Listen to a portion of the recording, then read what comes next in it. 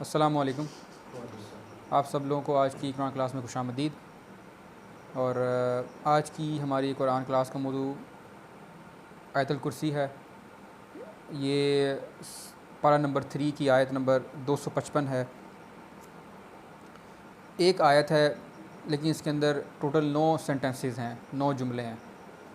तो इसकी शुरुआत करने से पहले मैं कुछ चीज़ें बता देना चाहता हूँ आप लोगों के सामने। कुछ चीज़ें आप लोगों के सामने रखना चाहता हूँ अपने बारे में और कुरान क्लास के बारे में। इस कुरान क्लास का मौजू जो हम चाहते हैं, जो जो जो हमारी ख्वाहिश है वो ये है कि लोगों के अंदर एक मोटिवेशन पैदा हो, एक लगन पैदा हो कुरान पाक को, ख़ुद से कुरान पाक को पढ़ने की, तर्जुमे के साथ पढ़ने की और उसका मतलब समझने की। ये हर इंसान के अंदर ख्वाहिश होनी चाहिए और हम भी यही चाहते हैं कि लोगों के अंदर यही ख्वाहिश इन लेक्चर से सुन के, क्योंकि हम जितने भी लोग आपके सामने बैठ कर इस तरीके से लेक्चर डिलीवर करते हैं, हम सब तालिब इल्म हैं।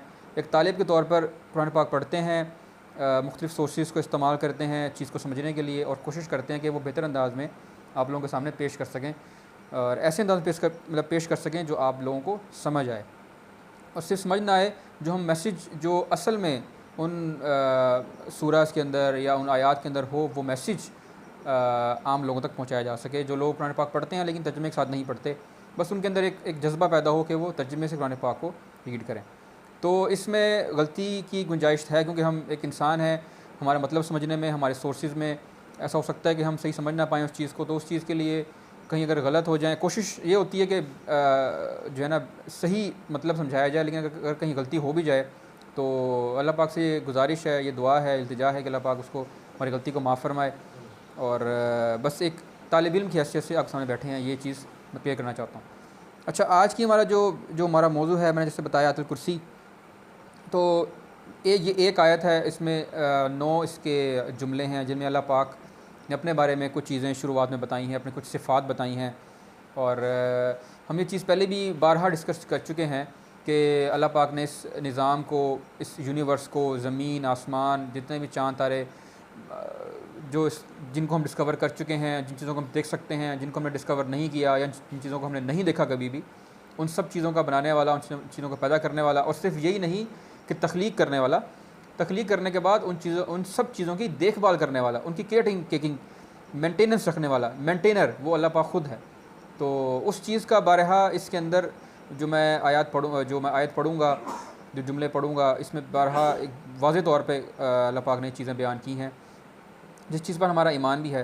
तो सबसे पहले आए आयत को पढ़ लेते हैं, उसके बाद तर्जुमा पढ़ेंगे और कोशिश करेंगे कि इसकी जो मतलब है उसको समझा जाए।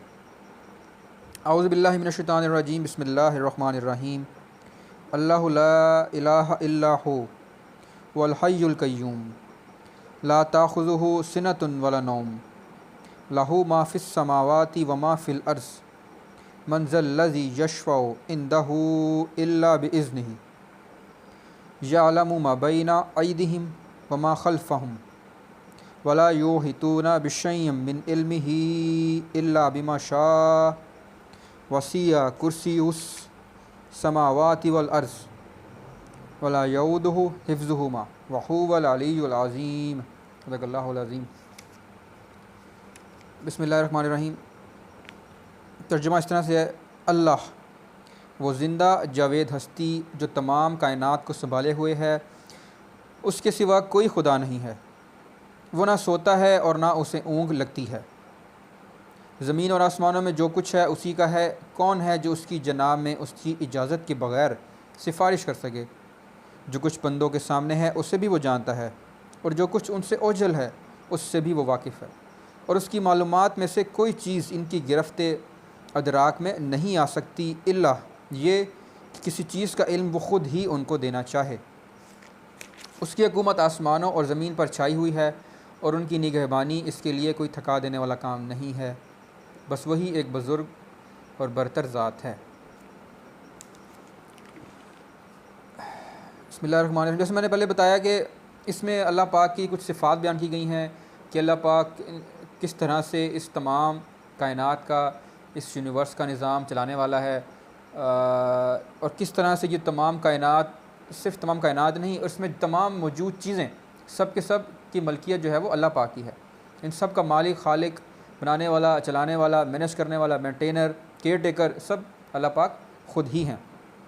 तो इसमें कुछ अल्फाज, कुछ नाम अल्लाह पाक ने अपने जो इस्तेमाल किए, कुछ अल्फाज ऐसे इस्तेमाल किए अपने लिए जिनकी मैं कुछ एक्सप्लेनेशन डिटेल में करना चाहूँगा। कुछ चीज़ें ऐसी हैं जिनको हम सादा अल्फाज में सिर्फ तर्जुमा पढ़ के भी समझ सकते हैं। तो मैं कोशिश करूँगा कि जो कोर चीज़ें हैं उनको ज़्यादा डीपली एक्सप्लेन कर सकूँ आपके सामने। सबसे पहले अल्लाह पाक ने अपने आप को अपने आप से शुरू किया। अल्लाह अपना नाम लिया। वो कौन है? अल्लाहु ला इलाहा इल्लहु अल हय्युल क़य्यूम। अल्लाह वो ज़िंदा जावेद हस्ती जो तमाम कायनात को संभाले हुए है, उसके सिवा कोई खुदा नहीं है। अच्छा, इल्लाह, सबसे पहले इल्लाह का लफ्ज़ उसको थोड़ा सा डिटेल में पढ़ लेते हैं। इल्लाह का लफ्ज़ किसके लिए इस्तेमाल किया जाता है? हम पहले भी ये चीज़ पढ़ चुके हैं कि इल्लाह का लफ्ज़ किसी ऐसी ज़ात के इस्तेमाल किया जाता है जिसकी इबादत की जाए। जैसे कि हम जानते हैं कि जो सच्चाई है, जो हक़ है, वो ये कि अल्लाह पाक की ज़ात ही सिर्फ़ ऐसी है जो कि इबादत के लायक है। और लेकिन आप सल्लल्लाहु अलैहि वसल्लम ने जब इस्लाम का पैगाम देना शुरू किया, इससे पहले भी और जो मुख्तलिफ़ जो कौमें गुजर चुकी हैं, उनमें अक्सर ऐसे लोग गुजरे हैं जिन्होंने बुतों की इबादत की है, किसी ने चाँद की, किसी सूरज की इबादत की है। तो वो उन्होंने अपने इल्लाह बनाए हुए थे, फॉल्स गॉड्स बनाए हुए थे।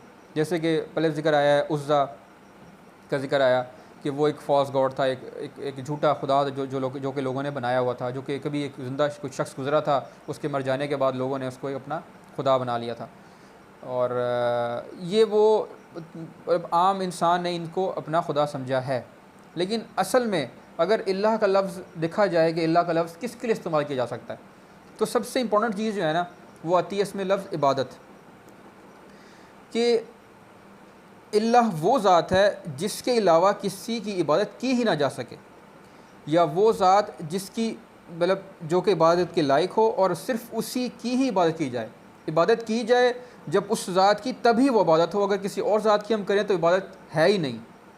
जिस ज़ात के साथ हम इबादत का, ये वर्शिप का लफ्ज़ मुंसलिक कर सकें, वो एक ही ज़ात होगी। इल्लाह और हमारे लिए कौन से हैं? अल्लाह पाक।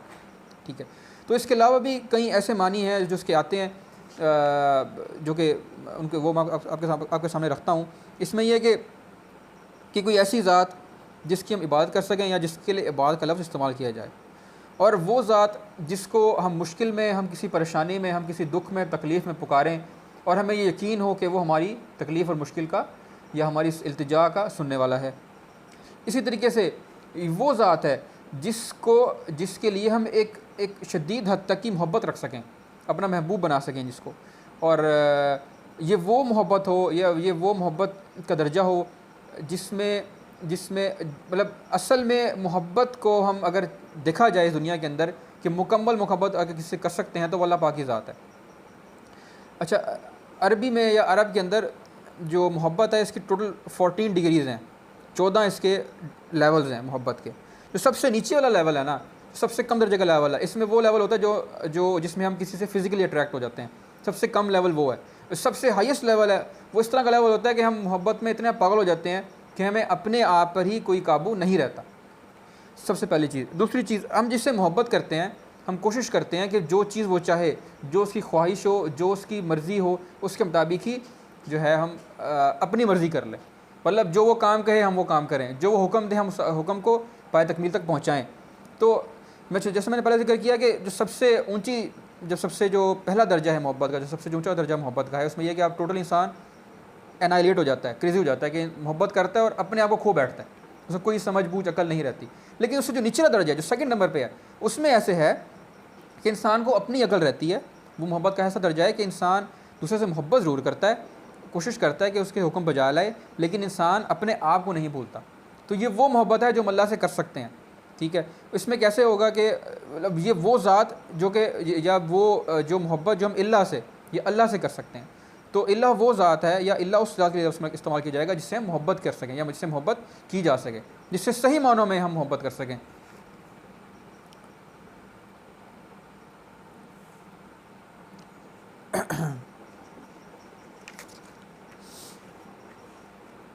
तो अल्लाह का लफ्ज़ मैंने जैसे मैंने एक्सप्लेन कर दिया कि इसके 3-4 मतलब मुख्तलिफ़ मीनिंग्स आते हैं जो मैंने आपके सामने रखे हैं।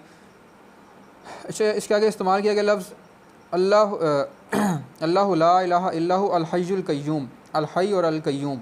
अल हई का मतलब है ज़िंदा, वो ज़ात जो ज़िंदा हो। अच्छा, अब मैंने इससे पहले ज़िक्र किया कि वो ज़ात, इल्लाह वो ज़ात है जिसके लिए इबादत का लफ्ज़ या वर्शिप का लफ्ज़ इस्तेमाल किया जाए, इसके अलावा किसी और ज़ात के लिए हम इबादत का लफ्ज़ इस्तेमाल भी ना कर सकते हों।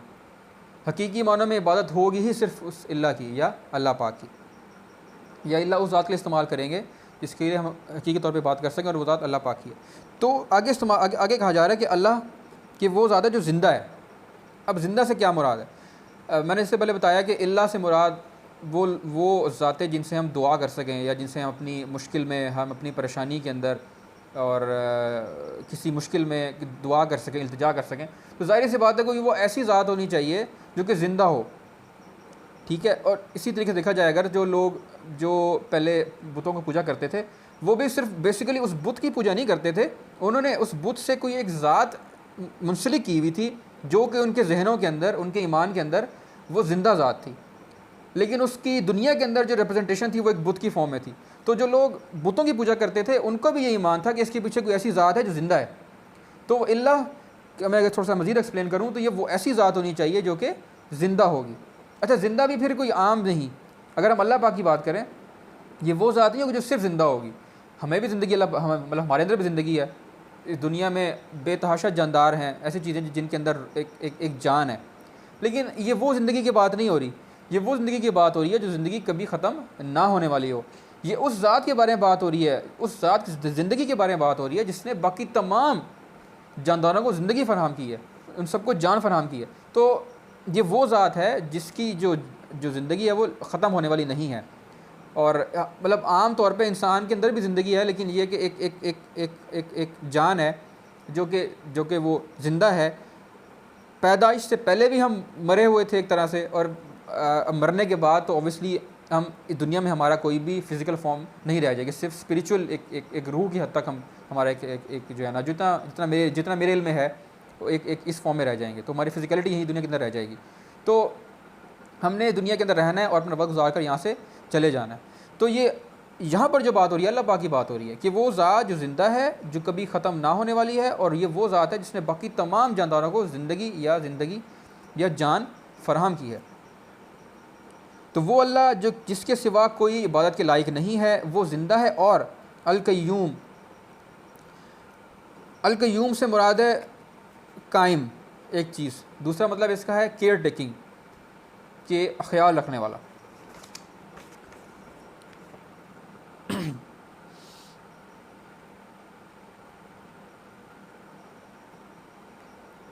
अच्छा, अगर सिर्फ ये बात की जाए कि कोई अल्लाह कोई ऐसी ज़ात है जिसके अलावा कोई इबादत के लायक नहीं है और वो ज़िंदा है। अच्छा, अगर हम ये तस्लीम कर लें, फॉर एग्ज़ाम्पल हम बात कर लेते हैं किसी अथॉरिटी की बात कर लेते हैं, किसी किंग की बात कर लेते हैं, किसी बादशाह की बात कर लेते हैं। तो कोई बादशाह इस किस्म का है जो कि एक स्पेसिफिक जगह के ऊपर हुकूमत करता है, ठीक है ना। तो जो उसके अंडर जो रियाया है, उसकी जो लोग उसके नीचे रहते हैं, वो ज़िंदा तो है वो ज़ात। अब वो उन सब का बादशाह है और वो सब लोग तस्लीम करते हैं कि उसकी अथॉरिटी है, लेकिन इस बात की क्या गारंटी है कि इस बात को तस्लीम कर लेना कि उसकी अथॉरिटी है और बादशाह है, तो इसके बदले वो हर एक शख्स की केयर भी करेगा, वो हर एक शख्स का ख्याल भी रखेगा। इस बात की कोई गारंटी नहीं है। लेकिन यहाँ अल्लाह पाक अपने बारे में क्या बता रहा है कि अल्लाह वो ज़ात जिसके अलावा कोई बात के लायक नहीं, जो कभी ख़त्म ना होने वाली है, और अल-क़य्यूम है, मतलब वो केयर टेकिंग वाली है, वो ख्याल रखने वाली है, वो मेंटेनर है, हमारी ज़िंदगियों को चलाने वाला है। जो कैसी ज़ात है जो हमारा ख्याल रखती है, हर आन हर पल हर वक्त जो हमारा ख्याल रखने वाली है। और किसी आम किस्म का, जैसे पहले जिक्र हुआ कि ज़िंदा, तो वो ज़िंदा नहीं जो आम ज़िंदगी है, ऐसी ज़िंदगी जो ख़त्म ना होने वाली। इस तरीके से ये केयर टेकर भी कोई आम केयर टेकर नहीं है। इस दुनिया में कितने ही लोग हैं, कितने जानदार हैं, अल्लाह पाक हर एक जानदार की, हर एक जो है ना जानदार की एक उसको सांस फराहम किए हुए है, दिल की धड़कन फराहम किए हुए है। हर एक धड़कन के बाद जो अगली धड़कन आ रही है वो अल्लाह पाक की नेमत की बदौलत ही हमारे तक पहुँचती है। अगर वो अल्लाह पाक की ना हो, मेरे तक वो केयर टेकिंग में ना हो, अल्लाह पाक को चाहे कि हमारा वक्त ख़त्म हो जाए, तो एक धड़कन के बाद दूसरी धड़कन हमारे जिस्म के अंदर नहीं आ सकती। तो ये अल्लाह पाक की एक जो है ना कायम रहने वाली ज़ात है, जो हमेशा ज़िंदा है और केयर टेकिंग रखने वाली ज़ात है।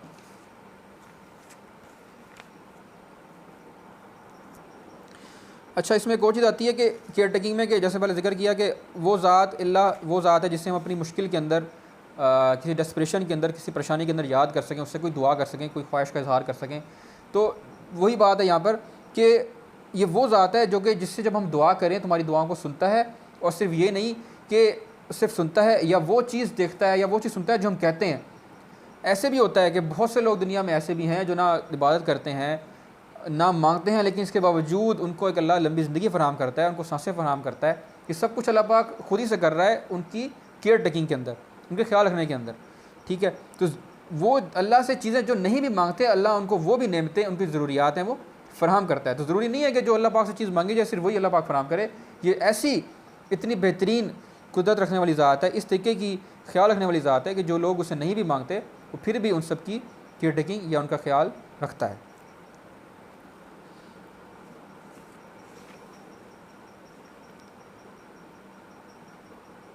मतलब वो ज़ात जो हर वक्त हर एक शख्स पर, हर एक जानदार पर नज़र रखे हुए है।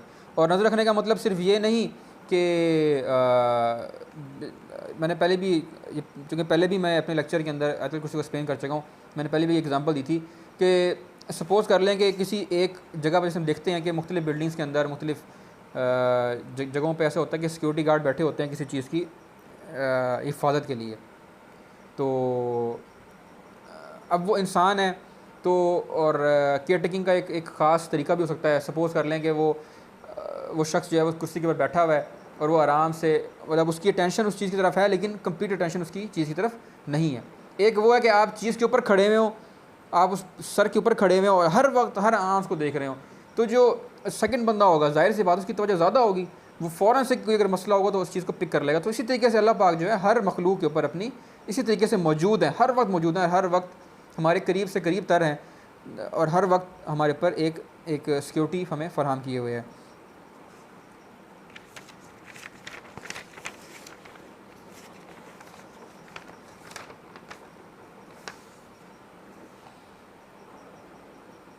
अच्छा, अल्लाह के बारे में थोड़ा सा दोबारा बता दूं मैं कि सिर्फ किसी को अल्लाह मान लेना इस चीज़ की बिना पर नहीं है कि वो ज़िंदा हो। अल्लाह मानने का मतलब ये है, और वो ज़ात अल्लाह है, उसके अलावा की बात के लायक नहीं, वो ज़िंदा भी है, लेकिन उसको अल्लाह मानने के लिए कोई शर्त ये है कि वो ख्याल रखने वाला भी हो। मतलब कि वो सिर्फ अल्लाह हो और मतलब कि वो ऐसी ज़ात हो जिसके जो है ना कि ज़िंदा हो, अगर वो केयर टेकिंग ना करती, जैसे मैंने एग्जांपल दी पहले किसी बादशाह की, तो वो उस ज़ात वो ज़ात अल्लाह पाक की नहीं है। अल्लाह पाक की ज़ात वो ऐसी है कि जो बात के लायक इसके अलावा कोई नहीं, हर वक्त ज़िंदा है और हमारा ख्याल रखने वाली है। तो इसी तरीके से जैसे पुराने जो लोग आप सल्लल्लाहु अलैहि वसल्लम के दौर में या उससे पहले जो लोग गुजरे थे जो कि बुतों की इबादत करते थे, वो देखा जाए तो वो जो बुत थे वो तो उनकी किसी काम के नहीं थे। चाहे वो उनसे जो भी मन्नतें मांग लें, जो कुछ उनसे कह लें, वो दुनिया के अंदर जो भी अपने रसूमात अदा कर लें, वो बुत उनकी किसी दुआ का, किसी गुजारिश का, किसी इल्तिजा का सुनने वाले नहीं थे। उनका किसी किस्म का कोई भी हेल्प दुनिया के अंदर या आखिरत में नहीं कर सकते। तो ये लेकिन अल्लाह पाक की ज़ात वो है जो दुनिया के अंदर भी, दुनिया के बाद भी, दुनिया के अंदर हमारा ख्याल रखने वाली है, और दुनिया के बाद हमारी दुनिया की ज़िंदगी ख़त्म होने के बाद जज़ा और सज़ा का सारा जो काम होगा वो अल्लाह पाक की तरफ होगा। अच्छा, सेकंड जो जुमला है, ला ताख़ुज़ुहु सिनतुन वला नौम, वो ना सोता है और ना उसे ऊँघ आती है। इसमें दो बातें की गई हैं कि एक तो ऊँघ भी नहीं आती, पहली सोने की जो पहली जो स्टेज है वो ये कि पहले ऊँघ आती है, इंसान को थोड़ी सी थकन फील होती है, ड्राउजीनेस फील होती है। तो आहिस्ता आहिस्ता जब एक वक्त आता है जब इस स्टेज से इंसान होता है कन्वर्ट नींद के अंदर, जो सेकंड स्टेज होती है, जिसमें फिर इंसान सो जाता है। और सोने का मतलब ये है कि इंसान आधा जो है वो हाफ़ डेड ही है, उसको नहीं पता उसकी सराउंडिंग में क्या हो रहा है। तो अगर हम अल्लाह की बात करें तो कोई ऐसी ज़ात जो फ़ास गौर लोगों ने माने हुए थे कि वो कोई ऐसी ज़ात हो जो कि सो जाए, चाहे वो जब उस वक्त वो जाग रही है तो वो हर तरह का काम कर रही है, केयर टेकिंग भी कर रही है, लेकिन वो जब सो जाएगी तो क्या होगा, उससे कोई जितना मर्जी पुकारता रहे, उसे दुआएं करता रहे, उसको कोई फ़र्क नहीं पड़ेगा, वो किसी भी बात का जवाब नहीं दे सकेगी। उस टाइम के अंदर जिस वक्त वो सो रही होगी उसके मखलूक के साथ जो भी होता रहे उसको कोई फ़र्क नहीं पड़ेगा, ना वो किसी का ख्याल रख सकेगी। तो लेकिन अल्लाह पाक की ज़ात कौन सी है? अल्लाह पाक की ज़ात वो है जिसको कभी ऊँघ भी नहीं, सोना या नींद दूर की बात है, कभी थकावट या कभी ऊँघ भी नहीं आती। तो इस तरीके से इस बेहतरीन हद तक अल्लाह पाक जो है अगर देखा जाए अल-क़य्यूम का, कि इस बेहतरीन हद तक जो है अल्लाह पाक हम सब की केयर टेकिंग किए हुए है कि ना वो कभी सोता है और ना उसको कभी ऊँघ आती है और ना वो कभी सोता है।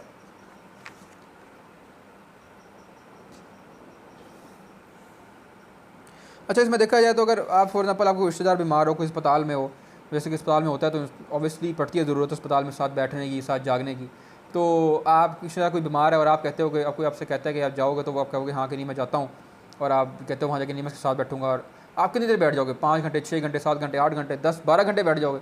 उसके बाद ऐसा वक्त लाजमी आएगा कि आपको ऊँघ आएगी, आपको लाजमी थकान महसूस होगी और आपको नींद आएगी। तो आप जो है एक हद तक ही जो है वो जाग सकोगे, उसके बाद आपको लाजमी क्या होगा, हालांकि आप उसकी बेहतरीन से बेहतरीन हद तक केयर करना चाहते हो जितनी देर वो अस्पताल में है, लेकिन आप एक हद तक ही अपनी जान के मुताबिक जाग सकते हो और ख्याल रख सकते हो, उसके बाद आप ख्याल नहीं रख पाओगे। लेकिन अल्लाह पाक की ज़ात ऐसी है जो कि थकता ही नहीं है इस काम से कभी। असल बताने का मकसद यहाँ पे क्या है, सिर्फ ये बता देना कि वो ज़ात को ऊँघ नहीं आती, नींद आती, नहीं, वो हमारी वो ज़िंदा है, वो हर वक्त हमारी केयर टेकिंग में मसरूफ़ है, और इस तरीके से मसरूफ़ है कि वो इससे कभी नहीं थकता। हर वक्त, हर आन, हर लम्हे वो इसी काम को किए जा रहा है। ये बात असल में इस जो मौजू है वो ये बताया गया है इस चीज़ के अंदर।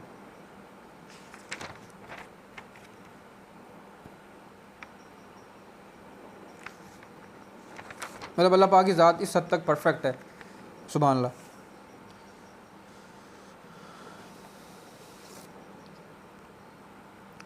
आगे चलते हैं जी। लहू माफिस समावाति व माफिल अर्ज़ मंज़ल्लज़ी यशफ़अउ इंदहु इल्ला बिइज़्निह।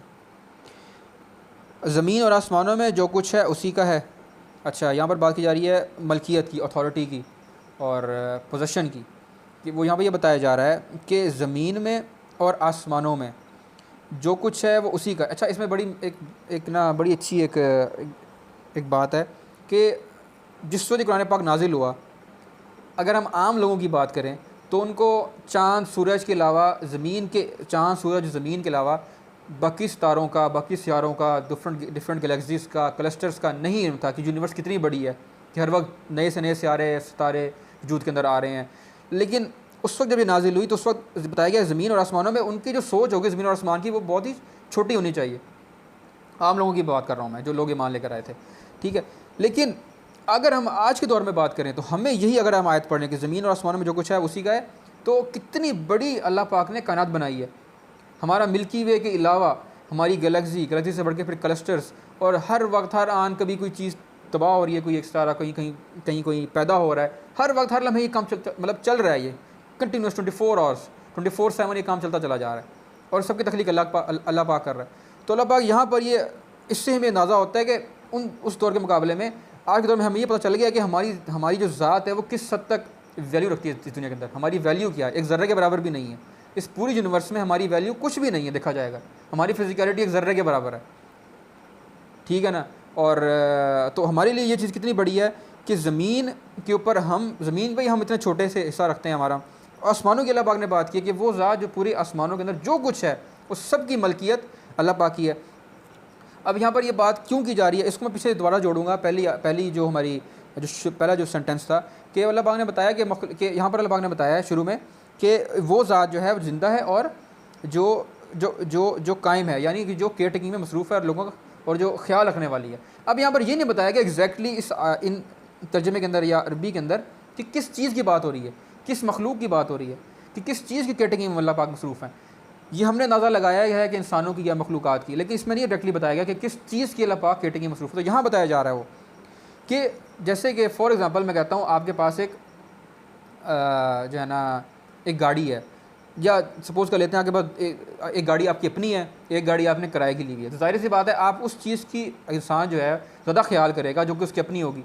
जो किराए की होगी या किसी और की, उसको उतना तवज्जो नहीं देगा। हम किसी होटल में जाएँ, अगर वहाँ रूम में रहें, जो कि हमें रहना होता है किसी चंद कुछ घंटों के लिए रहना है, अपना 2 से 3 दिन के लिए रहना है उस होटल के अंदर, तो हम उस रूम का वो हिसाब नहीं रखते या वो ख्याल नहीं रखते जो हम यहाँ अपने रूम का रखेंगे या हमारे घर में अपने रूम का रखेंगे, क्योंकि वो हमारी मलकियत है। मतलब कहने का ये कि कोई इंसान जो होता है वो अपनी मलकियत जो होती है उस चीज़ की ज़्यादा ख्याल रखता है बनस्बत के जो दूसरे की मलकियत हो। तो इसी के यहाँ अल्लाह पाक बताना चाह रहा है कि अल्लाह पाक क्या है, ये देखा जाए तो कि चूँकि अब ख्याल अल्लाह पाक क्यों रखता है इतने अच्छे तरीके से, ये सारी मलकियत ही अल्लाह पाक की है। इस दुनिया और ज़मीन के अंदर चाहे इंसान है, चाहे मखलूक़ात हैं, चाँद तारे, जान बेजान जो भी चीज़ है वो सब अल्लाह पाक की मलकियत है। इस सब पर अल्लाह की अथॉरिटी है, इस सब पर अल्लाह की पोजीशन है। तो अल्लाह पाक ज़मीन और आसमान के अंदर जो कुछ है उन सब का केयर टेकर है और उन सब का मालिक और खालिक है और चलाने वाला है।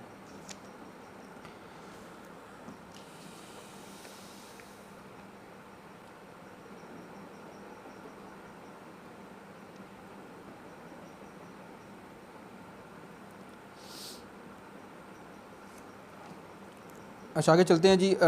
उसी ज़मीन और आसमानों में जो कुछ है उसी का है। कौन है जो उसकी जनाब में उसकी इजाज़त के बगैर सिफारिश कर सके। अब यहाँ पर जो बात की जा रही है, शफ़ात की बात की जा रही है। मैंने पहले भी एक एग्ज़ाम्पल दी थी कि जैसे फॉर एग्ज़ाम्पल किसी ऑफ़िस के अंदर अगर आप किसी कंपनी को ओन करते हैं, तो आप किसी कंपनी के मालिक हैं, तो आपके साथ कॉलीग्स हैं जिनके साथ आपकी बहुत अच्छी बनी हुई है, और वो कॉलीग किसी को रेफ़र करता है, किसी लड़के को, किसी भी पर्सन को किस जॉब पर रखने के लिए, तो आप कहते हो कि ठीक है उसको जॉब पर रख लेते हैं। लेकिन जब बंदा काम करने को आता है तो वो काम सही तरीके से नहीं करता। एक दिन आप सोचते हो कि ये काम सही तरीके से कर नहीं रहा, मैंने बिला वजह उसको हायर किया, उसको मैं निकाल देता हूँ। लेकिन जब निकालना चाहते हैं तो वही आपका दोस्त जिसने उस लड़के को रेफ़र किया था वो आपके दरमियान आ जाता है, आपके उस पर्सन के, कि नहीं यार इसको और एक और मौका दिया जाए, इसको अभी एक और चांस दें, ये आपका अच्छा काम करके दिखाएगा। अब इससे होगा क्या, बेसिकली जो लड़का था जिसको हायर किया गया था उसके दिल में क्या बात है कि मुझे असल में मालिक को नहीं, जो कंपनी का मालिक है नहीं, कि जो बंदा मेरा रेफरल बना हुआ है मुझे इसके मुताबिक चलना है। अगर मैं इसके मुताबिक चलूँगा, ये मुझसे खुश रहेगा, तो मैं आगे भी कामयाब हो जाऊँगा। तो यही हिसाब दुनिया के अंदर भी है जो आमतौर पर लोग करते हैं। खैर यहाँ पर बात जो की जा रही है वो शफ़ाअत की बात की जा रही है कि अल्लाह पाक ही जज़ा और सज़ा का मालिक है। आखिरत में यहाँ बात की जा रही है आफ्टर लाइफ की, मरने के बाद की ज़िंदगी की, कि उस मरने के बाद की ज़िंदगी में जब हिसाब होगा हमारा, तो अल्लाह पाक ही होंगे सिर्फ़ और सिर्फ, जो अगर चाहेंगे, खुद से अगर किसी को चाहेंगे तो वो ये मौका देंगे कि वो किसी और की सिफारिश कर सकेगा, वरना कोई भी इस काबिल नहीं है।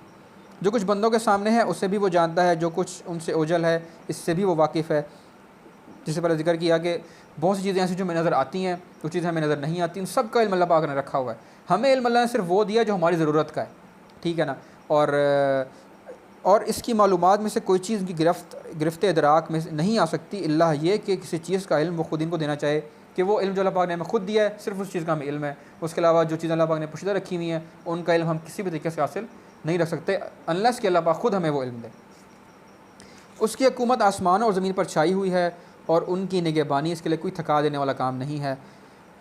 तो जैसे पहले भी आया कि ज़मीन और आसमान में जो कुछ है वो सब कुछ अल्लाह पाक है, इस सब पर अल्लाह की हुक्मरानी है, और इसकी केयर टेकिंग में, इसकी निगहदाश्त के अंदर अल्लाह पाक पे किसी किस्म की कोई थकावट नहीं आती है। वो कॉन्स्टेंटली हर वक्त इसकी केयर टेकिंग में, इसकी मेंटेनेंस के अंदर लगा हुआ है। बस वही एक बुज़ुर्ग व बरतर ज़ात है। यहीं पर मैं लेक्चर ख़त्म करना चाहूँगा।